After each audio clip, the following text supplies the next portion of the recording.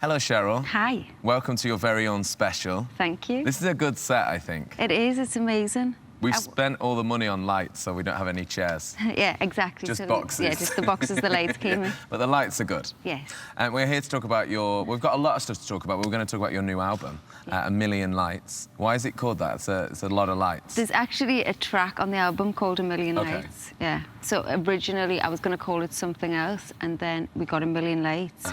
Loved the track, loved the title. It worked with everything I was doing with the album artwork and... You know, the bright colours, all of that. Yeah. So this is album number 3. Yeah. The last 2, very successful, going to number 1.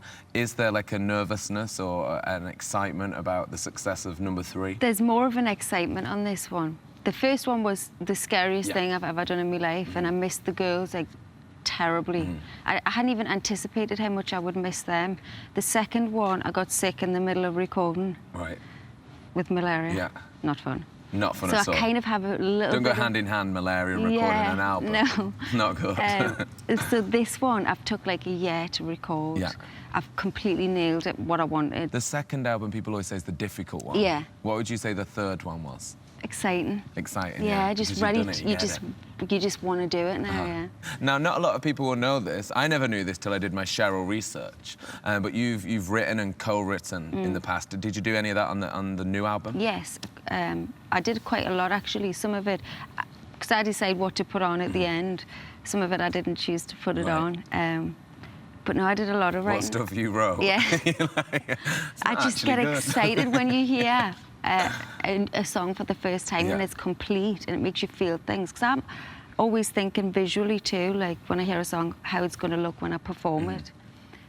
And when you write it, it's a different feeling. Talk to me about Call My Name, first single from the album. Yeah. It's a huge record.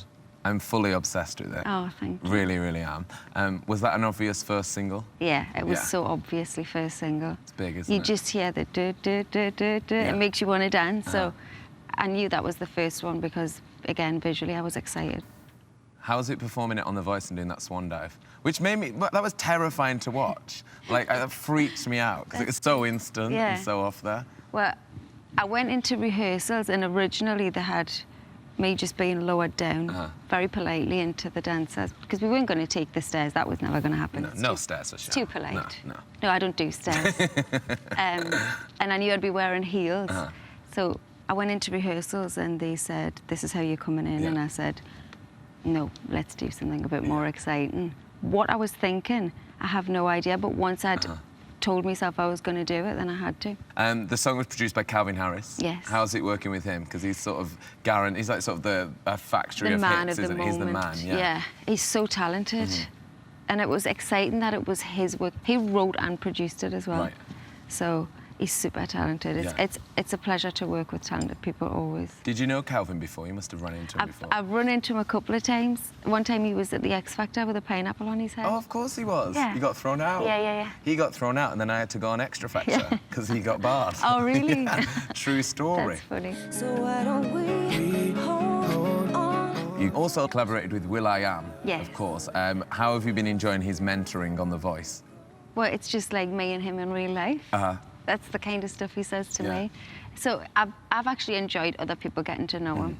He talks in riddles, though. You have to really listen hard, and he talks in metaphors. What advice does he give you? We don't have tactics. We stay fresh. We have tic-tac. I like that. He's cool. I like that. Now, another collaboration on the album, Wretch 3-2. Yes. Which I can't say very well. Wretch 3-2. Wretch 3-2.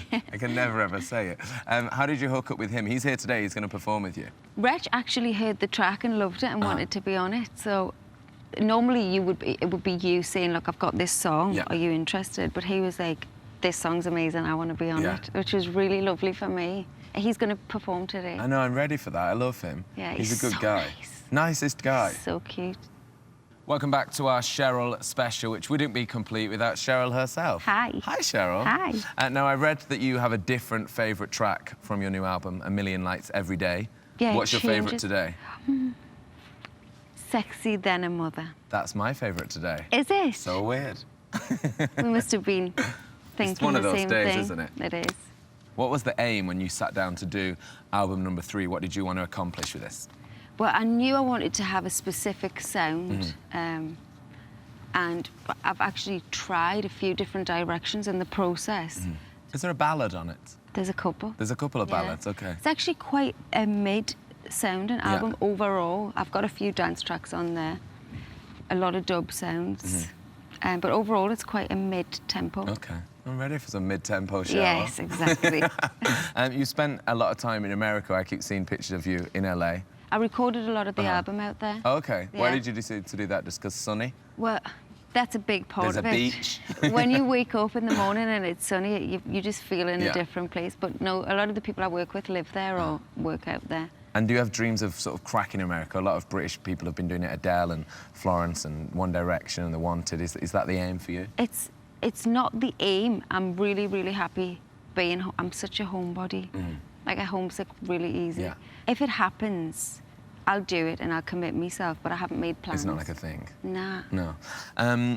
What we want you to do this year, Cheryl, is to do your own tour, the Cheryl Tour. Is this going to happen? I believe so. Yeah? It's going to happen. That's really exciting. I hope so. Yeah, that needs to. I think that'd be the best thing about being a pop star. Well, it's the best thing for me. Yeah. Going on tour is like what we do this for, you know. Yeah. It's, once everything's done, you've got your songs, you see your fans singing back to you. It's the best feeling ever. Who did you idolise when you were younger, pop star-wise? All the Destiny's Child. Yeah. I love TLC, Mary J. Blige. Yeah. Who else are you a fan of at the moment? What other pop stars are you into? Well, I could tell you the obvious people like Rihanna. I'm excited for Chris Brown's album. I'm just so happy to have Beyonce back. I know, ready, back. I mean, I feel selfish saying it because she did that the little baby's thing. lonely, but we're That's entertained. okay. Yeah, we're entertained.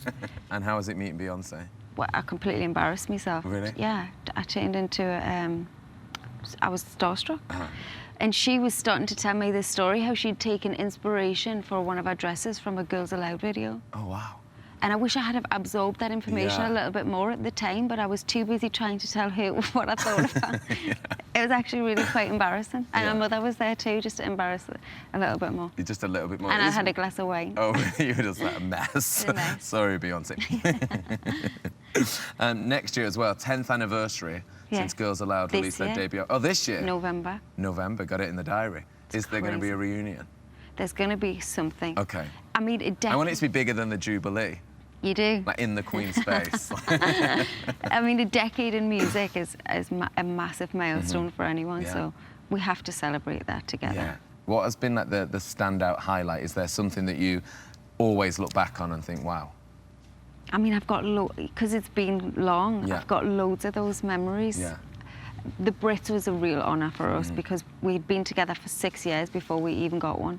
Yeah. So when we actually got one, it was like, and it was voted for by the fans. It was a special feeling, a nice feeling for the band. And then when I had the solo record go to #1, that was indescribable.